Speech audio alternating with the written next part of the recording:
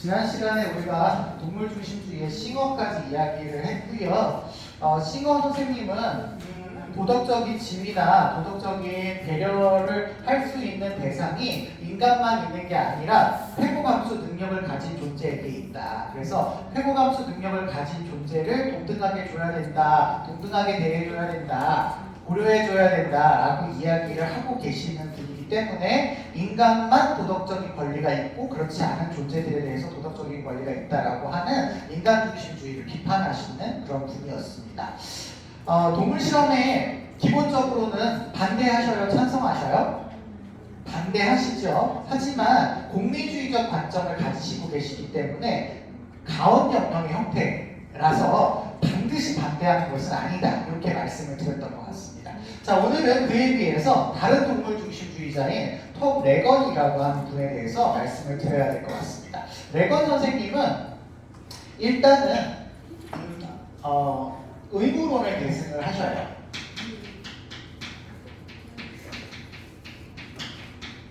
의무론을 계승을 하시다 보니까 이분도 내재적 가치를 지니고 있는 존재를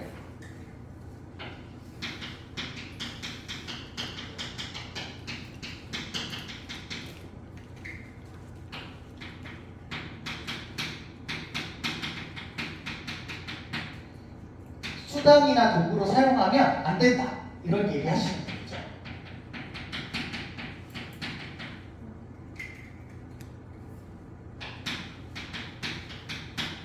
예, 이 얘기를 강조하시는 분입니다. 그리고 내재적 가치를 지니고 있는 사람들에 대해서는, 존재들에 대해서는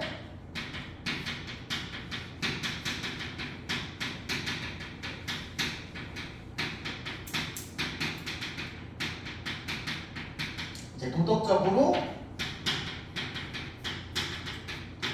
권리도 있고 고려도 해줘야 된다. 이런 얘기는 우리가 첫 시간에 많이 했던 얘기라서 다 알 것 같고요. 자, 그런데 이 의무론을 이야기했던 사상가 중에는 우리가 인간중심주의 사상가였던 누가 이야기가 될 수 있죠? 칸트가 생각이 났단 말이야. 그러면 칸트는 인간중심주의였는데 왜 얘는 동물중심주의를 이야기할까? 이분은 도덕적인 권리를 지니고 있는 존재를 조금 다르게 봐야 된다. 이렇게 생각을 하셨어요.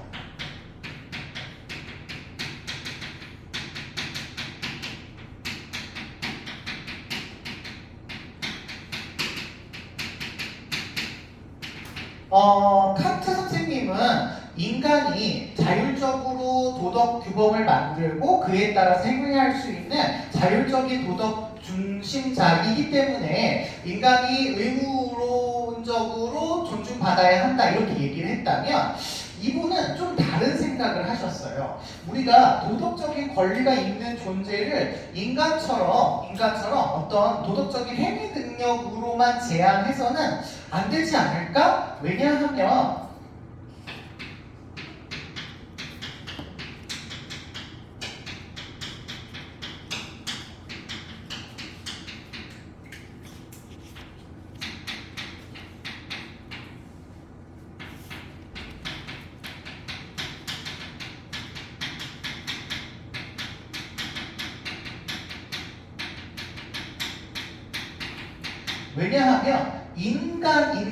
인간인데 도덕적으로 행위할 수 없는 존재가 있더라는 거야. 근데 그런 존재들도 우리가 도덕적인 권리가 있다라고 함부로 하지 않는다는 거지. 예를 들면 어린아이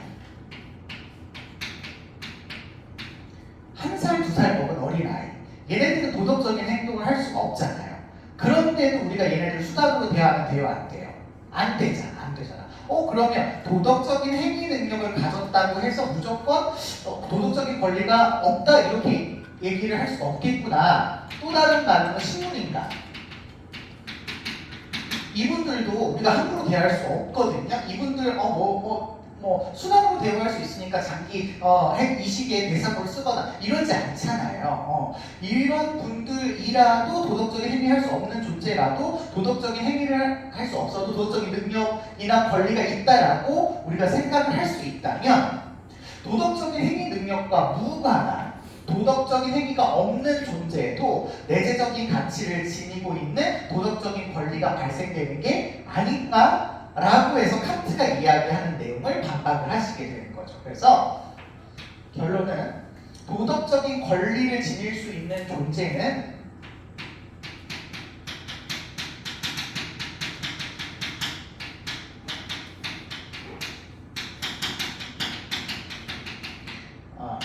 도덕적인 행위 능력을 기준으로 판단하는 것이 아니라 그 아이가 삶의 주체이냐 아니냐로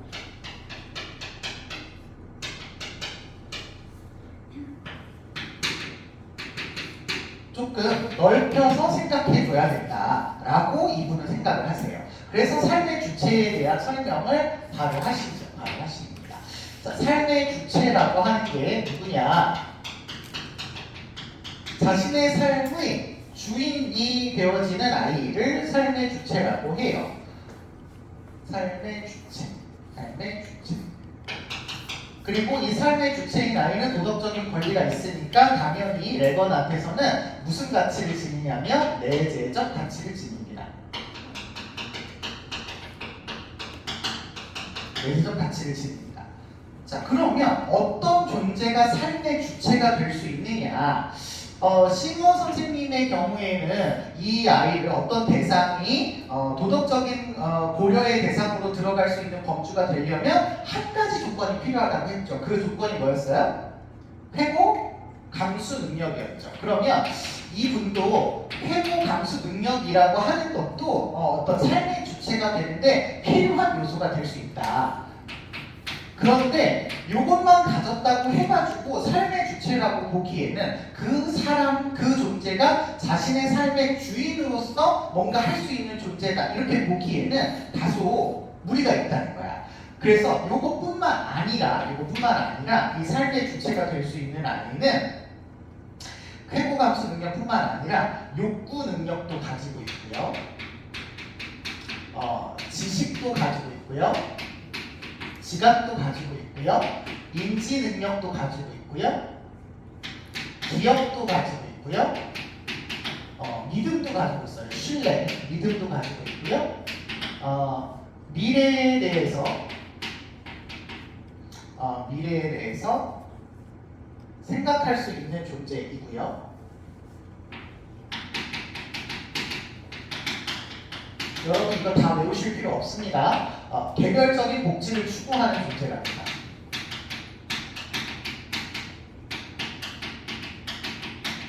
그러니까 삶의 주체인 아이는 도덕적인 행위를 할 수 있느냐 없느냐는 아니야. 이건 기준이 아니지만 그것만 못할 뿐 굉장히 여러 가지 능력을 가지고 있어서 어느 정도 기억력도 있고 어느 정도 인지 능력도 있고 어느 정도 자신의 복지도 추구하고 미래를 위해서 준비도 하고 뭔가 자기의 어떤 삶의 주인으로서 역할을 할 수 있는 기타 등등의 여러 가지 역할들을 도덕적 행위만 못할 뿐 나머지가 할 수 있는 여러 가지들을 가지고 있다면 이 아이는 삶의 주체로서 도덕적인 권리가 있고 그 아이들을 무슨 가치가 있는 존재로 내재적 가치가 있는 존재로 인정해야 되는 게 아닌가라고 보신 분이에요. 그러니까 만약에 싱어와 비교했을 때 회고 감수 능력만 보면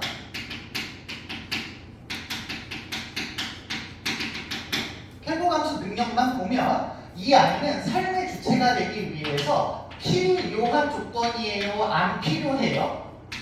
필요한 조건이죠. 있어야 되는 조건인 건 맞지만 이거 하나만 가졌다고 해서 삶의 주체가 되는 건 아니기 때문에 무슨 조건이 아니다? 충분한 조건이 아니다라고 얘기를 할 수가 있게 되는 겁니다. 그래서 싱어와 이게 비교가 될 수 있는 포인트가 되겠죠. 제가 이 부분을 여러분이 혹시나 좀 어려워할까봐 193페이지에 밑에다가 선생님이 정리를 해놓은 게 있어요. 그거 한번 봐주시면 되겠고 그 다음에 198페이지 밑에도 선생님 표 하나를 만들었거든요. 표 하나를 만들어가지고 거기 필요 조건, 충분 조건에 해당할 수 있는 여러 가지들을 뒤에 나오는 사상가들까지 해서 비교해놨어요. 그래서 혹시 이게 애매하다, 잘 모르겠다 싶으면 좀 참고하시면 좋을 것 같아요. 제가 그래서 조금 디테일하게 많이 넣어놨으니까 이것들을 참고해 주시면 되겠습니다. 뒤에 이 얘기가 계속 나올 수 있기 때문에 그래요. 참고해 주세요. 자, 그렇기 때문에 이분은요, 인간뿐만 아니라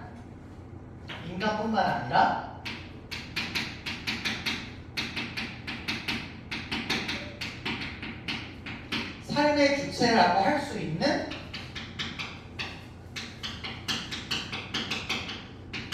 요런 능력을 가지고 있는 존재라면 내재적 가치를 지니고 있으니까 함부로대하지 말아라 요렇게 얘기를 한단 말이야. 근데 이게 누구냐는 얘기하지 않아요. 싱어하고 똑같아.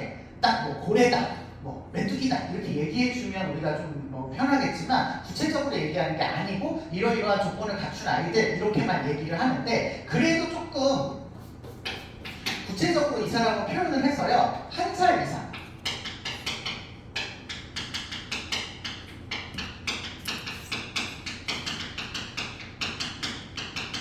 한 살 이상의 모든 포유류 같은 친구들은 삶의 주체라고 할 수 있어 라고 얘기를 하고 있으십니다. 이런 아이들까지 도덕적인 권리를 지닌다.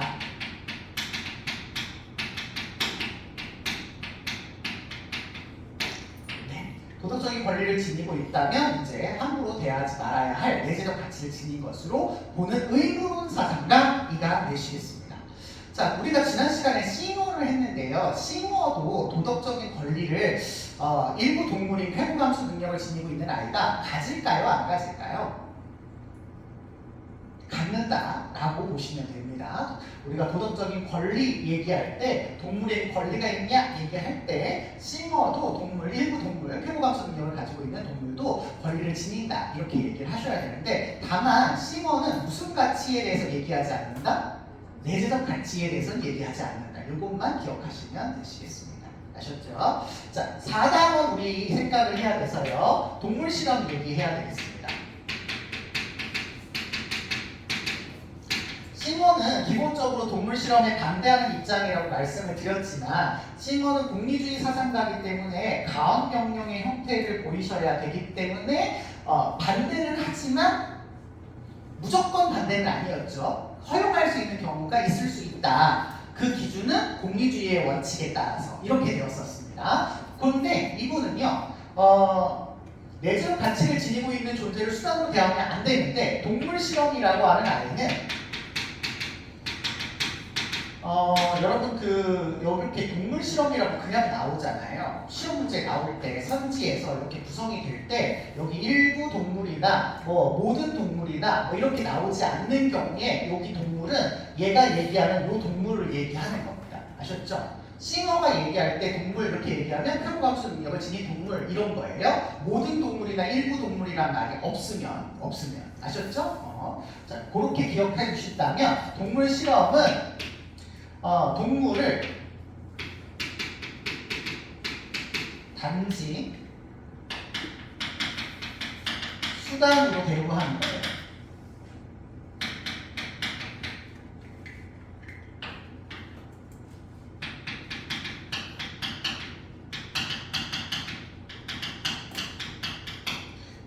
동물 실험을 하는 이유 자체가 뭔가 도움이 되려고 하는 거잖아요. 뭔가 이익이 되려고 하는 행위이기 때문에 동물 실험이라는 아이 자체는 이게 수단으로 대하는 행위일 뿐이라서 레건에게 있어서 이 삶의 주체인 동물 실험을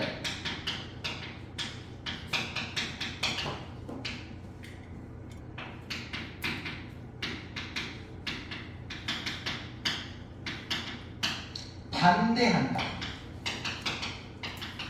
이렇게 알아두시면 되시겠습니다. 왜 싱어는 허용하는 경우가 있잖아요. 얘는 허용하는 경우가 없다. 이렇게 보시면 돼요. 근데 앞으로 나오는 모든 사람에게서도 마찬가지야. 동물 실험이라고 하는 것 자체를 허용할 수 있다라고 모든 사람들이 다 보거든요. 다 보는데 유일하게 안 돼를 얘기할 수 있는 분은 누구밖에 없다. 얘밖에 없다. 레건밖에 없다. 라고 기억해 주세요. 아셨죠? 인간중심주의는 당연히 인간중심주의니까 수단으로 써도 돼요. 동물중심주의 중에서도 싱어는 안 되지만 허용하는 경우가 있을 수 있어요. 나머지 아이들도 안 되지만 허용할 수 있는 경우가 있거든요. 근데 안 되는 아이는 오로지 레건밖에 없습니다. 아셨죠? 그래서 이거를 꼭 기억을 해주시면 도움이 될 것 같습니다. 자, 넘어가셔서 동물중심주의 마치시고 생명 중심주의로 가시면 돼요.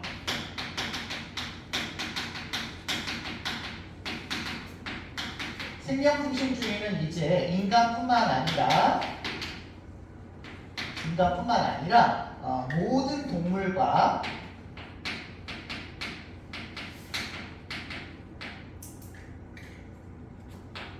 플러스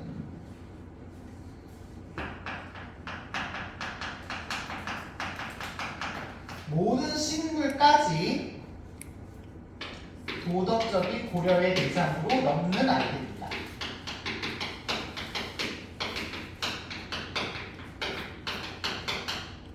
도덕적인 고려의 대상이 되면 우리는 도덕적인 권리가 있는 거라고 말씀을 드렸어요.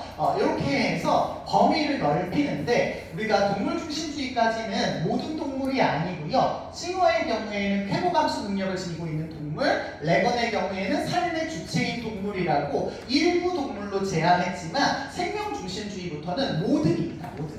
모든으로 기억을 하셔야 되시겠고요. 두 명의 사상가를 역시 만나볼 예정인데 첫 번째 나오는 사상가는 시험 문제에 거의 출제가 되지 않는다라고 보시면 되겠어요. 내용 자체는 조금 복잡하기는 해도 이분이 거의 출제되지는 않습니다. 그리고요, 여기서부터는 뭔가 자기 오류적인 얘기들을 좀 할 수 있어요. 아까는 이런 얘기해놓고 지금은 또 딴 얘기하네 이럴 수 있거든요. 근데 그럴 수밖에 없기 때문에 우리가 논리적이지 않지만 이 사람들의 그냥 사상이 이러니까 그냥 받아들여 주시면 되실 것 같습니다. 슈바이처부터 살펴볼게요. 슈바이처 선생님은 생명 외경 사상 주장하신 분입니다.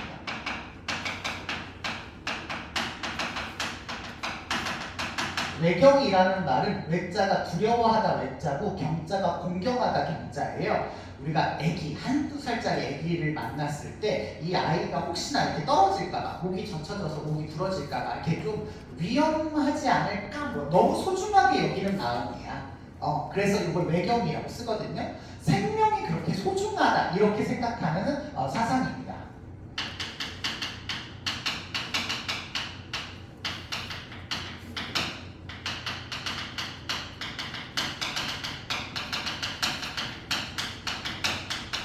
예, 그래서 모든 생명체는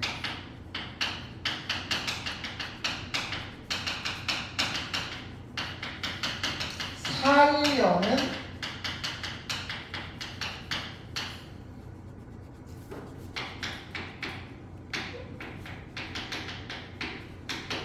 의지로 둘러싸여 있기 때문에 도덕적인 판단에 있어서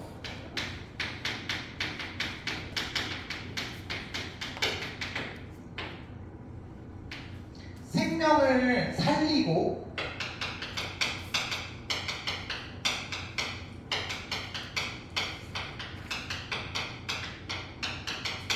고양하는 행위는 도덕적으로 선한 행위가 되고요. 선한 행위가 되고 생명을 해치고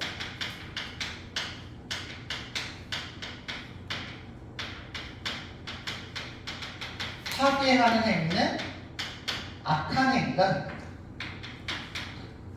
이런 어떤 도덕적인 기준을 제시하셔서 생명 그 자체를 엄청 중요하게 여겼던 분입니다. 우리가 슈바이처 선생님은 아시다시피 아프리카로 의료봉사활동을 나가셨던 분이잖아요. 그래서 흑인이나 어떤 오지에 있는 사람들도 똑같이 생명을 가진 존재로서 존중해줘야 된다. 이런 식의 얘기를 하시다가 이런 외경 사상으로 접근을 하셨는데 종교적인 어떤 맥락이 있으세요. 그래서 생명이라고 하는 거는 신께서만 이렇게 관장할 수 있는 거고 우리 인간은 이 생명 자체를 새로 만들어내거나 없앨 수 있는 그런 어떤 권리가 없다. 그래서 생명을 소중하게 여기는 게 도덕적인 기준으로 삼아야 된다. 이렇게 보셨던 분입니다. 자, 그래서 이분이 주장하시는 내용이 생명의 동등성 주장을 하십니다.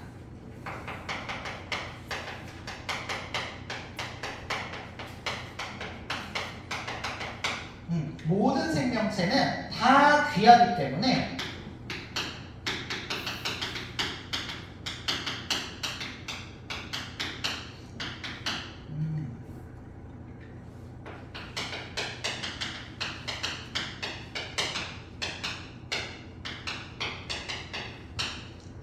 내재적 가치를 모든 생명체가 다 가져요. 모기도 갖고 바퀴벌레도 갖고 식물도 갖고 어떻게 생각하면 암도 갖는다. 이런 식으로 얘기를 하기 때문에 기존에 인간만 귀하고 나머지 아이는 안 귀해가 아니라 인간을 포함해서 모든 생명체는 어떤 아이가 뛰어나고 어떤 아이는 열등하다라고 하는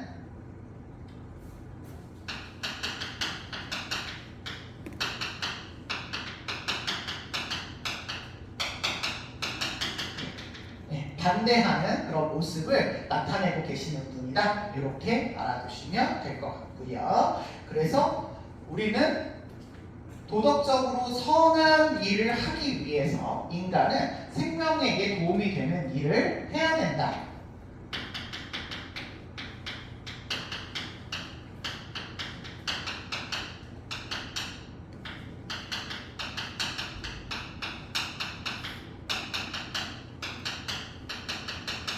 요거를 이제 좀 보셔야 됩니다. 요거를 보셔야 돼요.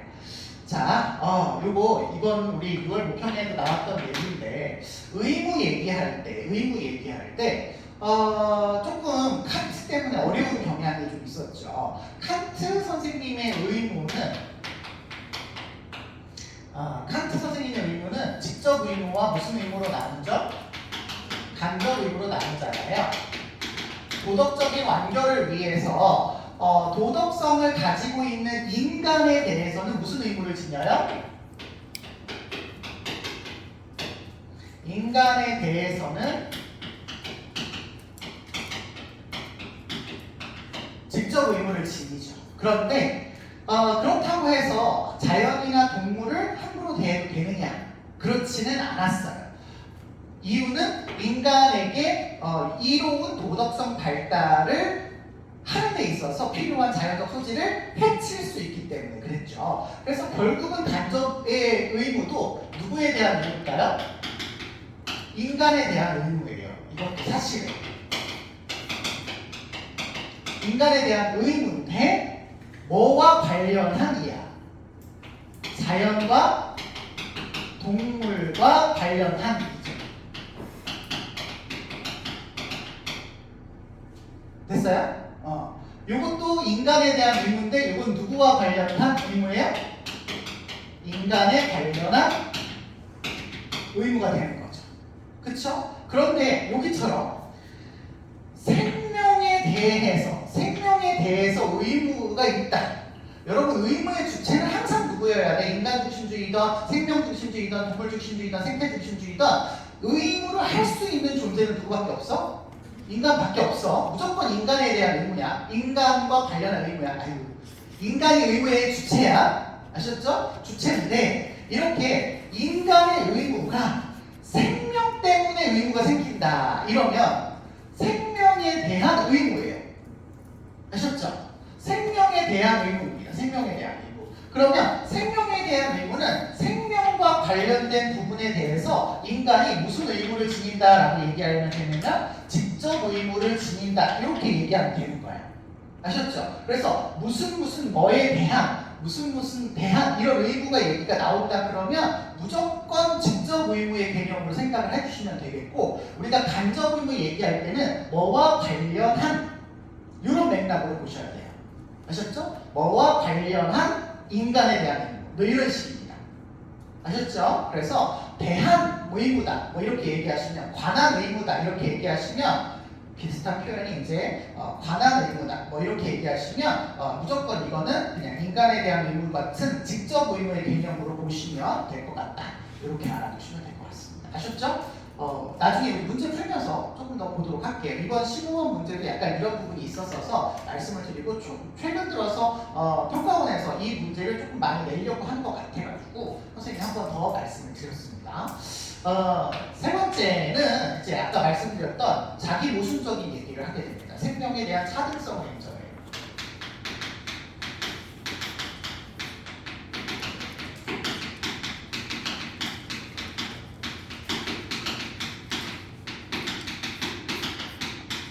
자, 요런 이런 경우는 일반적으로는 생명이 모두 똑같아, 내재적 가치를 지니고 있는 동등한 존재야 이렇게 얘기를 하지만 만약에 그렇게 얘기를 해버리면 인간이 먹을 게 물, 공기, 흙, 돌 이런 거 먹어야 돼요.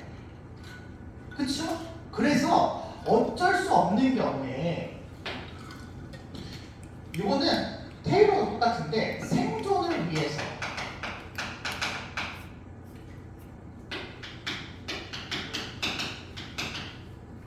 불가피한 경우에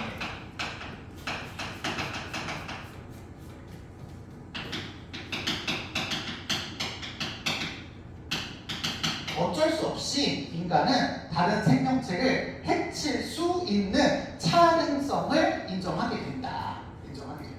아니면 인간이 죽으니까요. 그래서 다른 생명체를 해칠 수 있지만 그럼에도 불구하고 그 생명을 원래는 해치면 안 되기 때문에 생명을 해친 거에 대한 미안함을 가져야 된다고 합니다.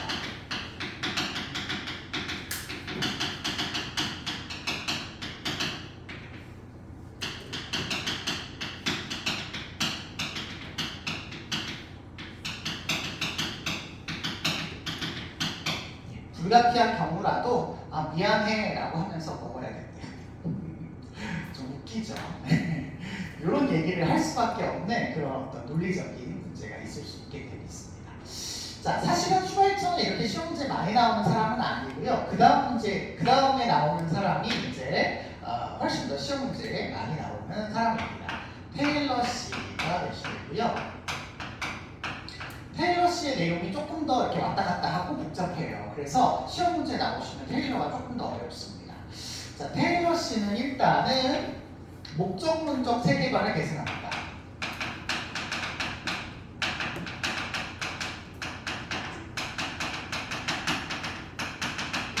네, 목적문적 세계관을 계승했다라는 건 우리 앞에서 목적문적 세계관 나왔잖아요. 아리스토텔레스는 식물의 목적은 누구를 위해서 존재하고 동물을 위해서, 동물의 목적은 인간을 위해서 존재한다. 왜냐하면 그 목적들 간에는 우연, 서열이 존재하기 때문에 작은 목적을 가진 아이는 큰 목적을 가진 아이를 위한 수단으로서 목적이 작용된다. 이렇게 얘기해서 최종적인 목적에 있는 인간이 다른 아이들을 수단으로 이용하는 게 괜찮다라는 인간중심주의를 아리스토텔레스는 얘기했단 말이야. 근데 이분은 똑같은 목적문적 세계관을 가지고 있으세요. 그래서 모든 생명체가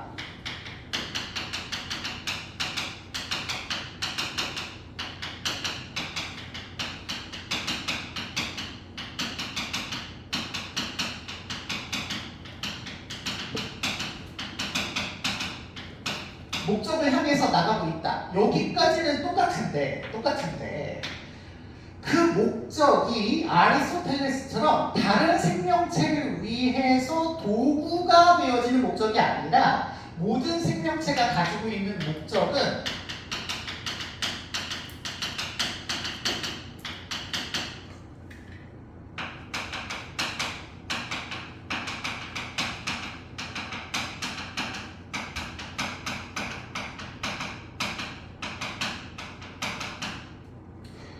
고유한 목적이에요. 고유한 목적. 요거 고유한 선을 우리는 목적이라고 바꿔주셔도 되고, 아리스토텔레스의 그 계승한 사람이니까 그 고유한 목적은 그 아이가 달성해야 될 최고의 좋은 상태니까 최고의 좋음이다. 이렇게 보셔도 됩니다.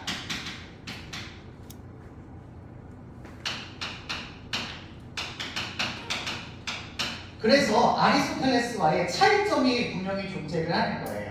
고유한 목적을 가지고 있는 아이라서 다른 아이를 위한 수단이 될 수 없다. 내가 복숭아 열매를 맺는 복숭아 나무라고 한다면 내가 복숭아 열매 맺어서 누가 와서 따먹으라고 이렇게 맺는 거 아니라는 거죠. 자기의 생존과 자기의 성장, 자기의 번식을 위해서 복숭아 열매를 맺는 거지, 다른 아이들을 위해서 돼지가 막 먹고 자고 하는 게 인간이 알아서 삼겹살 잘 잡수세요 뭐 이런 목적을 위해서 존재하는 게 아니더라라는 거야. 자기가 배부르고 자기가 등다시고 자기의 종족을 번식하기 위해서 목적을 향한 것이지 다른 아이를 향하지 않았다라는 거야. 그랬을 때 이렇게 자기의 고유한 목적을 향해서 나아가는 존재를 테일러 선생님은 목적을 향해서 나아가는 목적론적 삶의 중심이라고 표현을 해요. 중심이라고 표현해요.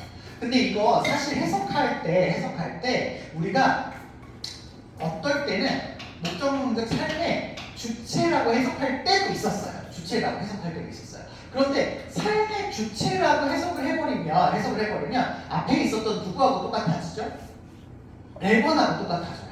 그쵸? 앞에 목적론적만 없으면. 그쵸? 그래서 이게 이제 좀 논란이 되고 구분이 잘 안 된다라고 생각이 되었는지 평가원에서는 무조건 레번은 삶의 주체로 해석을 하고요. 얘는 삶의 중심으로 해석하는 걸로 거의 정해졌어요. 그래서 요 목적론적 삶의 중심이라고 나오면 무조건 누구라고 생각하시면 돼? 테일러라고 생각하시면 되고, 그냥 삶의 주체 이렇게 나오시면 무조건 누구라고 보시면 돼? 레번으로 보시면 돼요. 아셨죠? 비슷한 표현이야. 목적을 향해서 나아가는 삶의 주인이다라는 거야. 삶의 주인이다. 그런 맥락에서 똑같아요. 똑같은 맥락을 보이시고 있으신데 우리가 표현을 이렇게 조금 다르게 할 뿐이고요. 모든 생명체가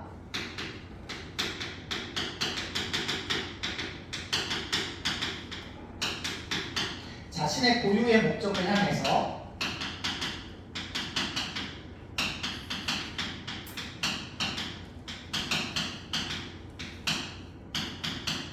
내재적 가치를 가지고 있는 아이고 색깔을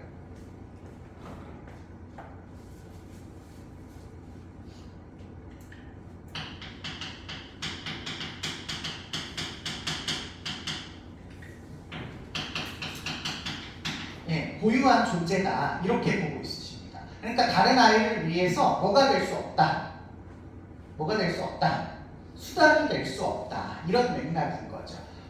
내재적 가치를, 고유한 가치를 지니고 있기 때문에 다른 아이를 위해서 수단으로 대우하면 안 된다. 그러니 인간은 다른 아이를 수단으로 이용할 수 있는 존재가 아니라 생명 공동체의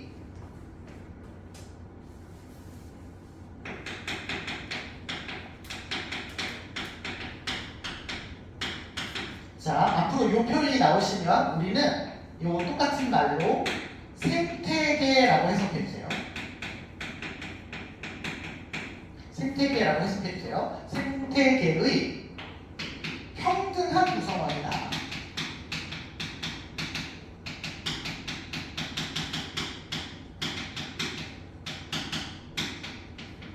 인간이 뛰어난 존재나 우월한 존재가 아니라 생명을 지니고 있는 모든 아이들과 다 똑같이 평등한 구성원에 불과하다. 이렇게 보고 있으신 게 이제 이분이 생각하는 관점이죠. 모두가 목적을 향해서 나아가고 있습니다. 인간도 목적을 향해서 나아가고 동물도 식물도 목적을 향해서 나아가고 있어서 다 똑같이 내재적인 가치를 지니고 있는 평등한 존재다. 평등한 존재다. 이렇게 얘기하셔요. 아까 슈바이처가 얘기하신 생명의 무슨성하고 똑같은 맥락이라고 보시면 돼요. 동등성이랑 똑같은 맥락이라고 보시면 돼요. 그래서 이러한 인간은 유일하게 도덕적인 행위를 할 수 있는 존재이기 때문에 다른 생명체들이 고유의 목적을 달성할 수 있도록 의무를 가진다라고 보고 있습니다.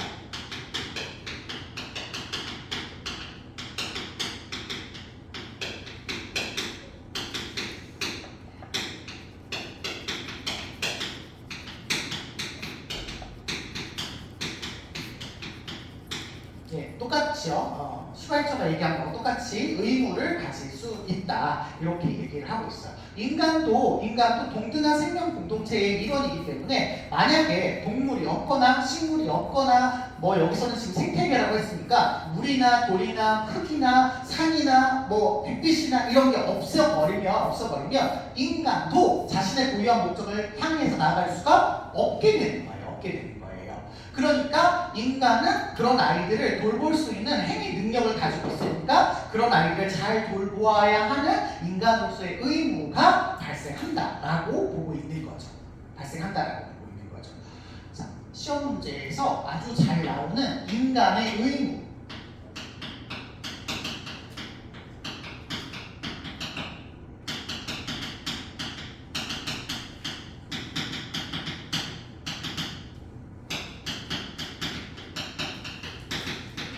예, 요거 보도록 할 건데 다음 시간에 볼게요. 요 의무는 직접 의무겠어요? 간접 의무겠어요? 직접 의무입니다. 왜냐하면 생명체가 모두 무슨 가치를 지니고 있으니까요. 내재적 가치를 지니고 있으니까요. 그런데 주의해야 될 점이 있습니다. 우리가 요 얘기를 했죠. 생태계를 얘기했죠. 생태계를 얘기했죠. 생태계는 인간, 동물, 식물만 있는 게 아니라 아까 얘기한 것처럼 누구도 포함되냐면 무생물이 포함되어 있는 아이예요. 그러면 이 무생물에 대해서는 직접 의무를 질까요? 간접 의무를 질까요? 간접 의무를 져야 되겠죠. 그렇죠? 근데 의무가 있을까요? 없을까요? 있을 수 있는 거죠. 무슨 의무로? 간접 의무. 왜 있을 수 있다고 아까 선생님이 얘기했냐면 생명체는 얘네들이 없으면, 무생물이 없으면 살아요, 못 살아요? 물, 흙 얘네들 없으면 못 살기 때문에 생명체를 위해서 물, 흙 얘네들을 함부로 대하지 말아야 하는 칸트식의 무슨 의무가 발생한다? 간접 의무가 발생할 수 있다. 이렇게 얘기를 하는 겁니다. 아셨죠? 그 구체적인 4가지 얘기를 다음 시간에 말씀드리도록 하겠습니다. 고생하셨어요.